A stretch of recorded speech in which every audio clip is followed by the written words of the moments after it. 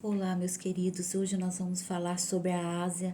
Então, eu não poderia deixar de dizer da Ásia, né, do que está acontecendo. Ou seja, há muito tempo nós vamos voltar a 730 depois de Cristo, aonde a imperatriz houve uma grande liderança que foi descoberta recentemente na China, e ela era uma mulher, Hu Zeliat. Hu Zeliat governou e era uma concubina que aos 13 anos chegou no palácio do Palácio de Hu, e lá ela foi aliciada pelo imperador e mais tarde tornou-se a imperatriz da China. Sozinha, Hu deu um passo gigantesco em restabelecimento da China, aonde ela promoveu Tunis com a venda da seda. Seus restos mortais foram encontrados como um capacete da fênix, cravejado de jade, pérolas, que ela era pérola. Então, ela era pérola da China. Ela implementou a rota da seda, criando novas rotas da seda, fortaleceu o Iêmen, construiu palácios, o Palácio do Ganso, que é um palácio maravilhoso na China, onde está a sua imagem, juntamente com os dragões, e ela repousa no cemitério Long, aonde está coberta por um monolito, e que ela subiu antes de falecer, ela subiu a montanha. E não foi somente isso, ela colocou em Lemã, no templos budistas, nas cavernas antiguíssimas de Lemã, mandou construir diversos Budas aonde ela pudesse implementar o budismo. Então ela implementa o budismo, ela vai à frente da sua época, colocando o budismo como prática religiosa. Por quê? Porque ela veio de um mosteiro e ela era budista.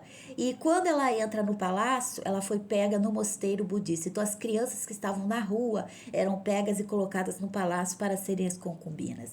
Hu criou diversas formas da mulher evolutiva, ou seja, da mulher vencedora, da mulher que propaga a força, da mulher que não precisa de um homem para vencer, e ela simbolizava isso.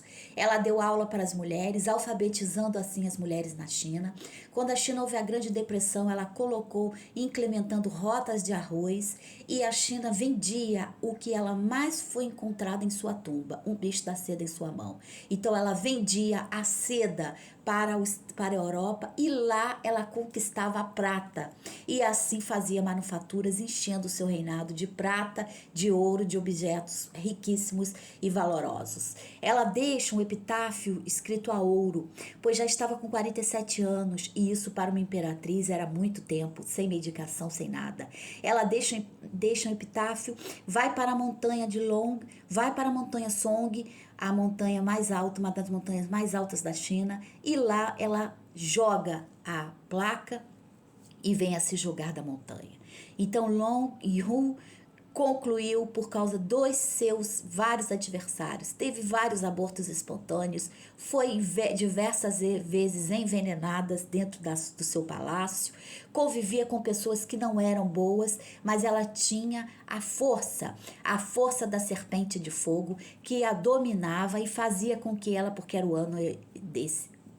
ano prescrito, e desta força ela criou sutilmente uma grande dinastia, muitas vezes sem produzir palavra alguma, ou seja, só articulando. Ela não deixava que as pessoas entendessem as suas atitudes, mas ela o fazia. Então ela não explicava, ela fazia.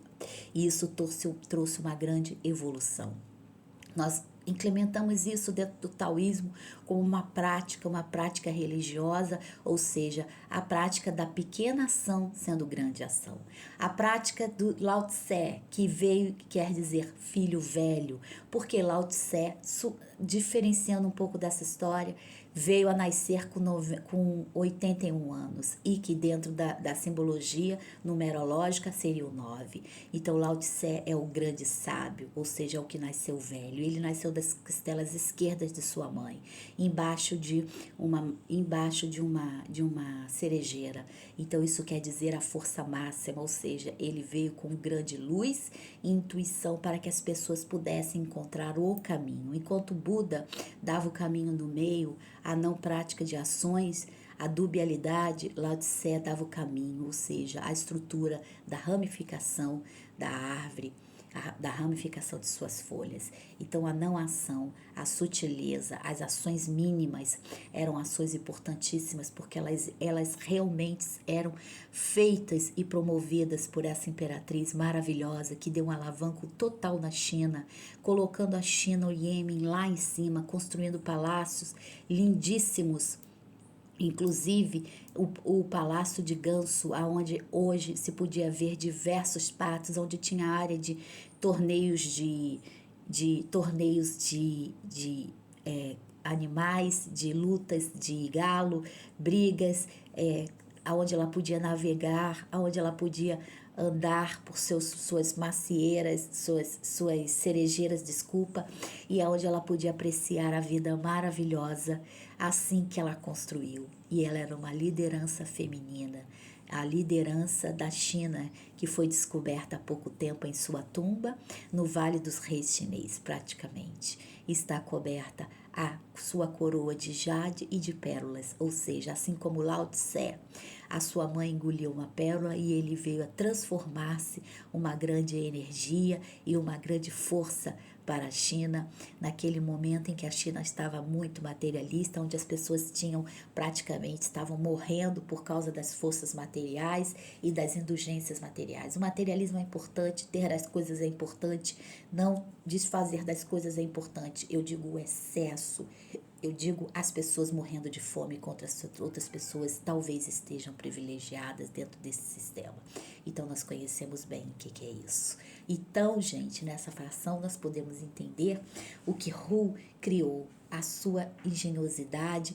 Não foram só isso, ela teve que lutar pela Rota da Seda e construir um castelo aonde muitas pessoas, e ela teve uma concubina do seu lado também, que a ajudou nesse sentido e deu a ela força, onde ela alfabetizava mulheres dentro do seu castelo. Então ela trouxe muitas mulheres, ela foi a primeira pessoa da dinastia da imperatriz, aonde ela pegava meninas de rua e colocava no seu castelo e doutrinava, ensinava a ler, ensinava a escrever, ensinava a ser uma boa cortesã nesse sentido. E ela sendo uma cortesã também. Então, isso é uma pequena história da China. Obrigado por sua visualização. Curtam, compartilham, inscrevam-se no canal. Não deixe de deixar o like pra gente, porque nossa vida aqui é independente, tá bom? Obrigado.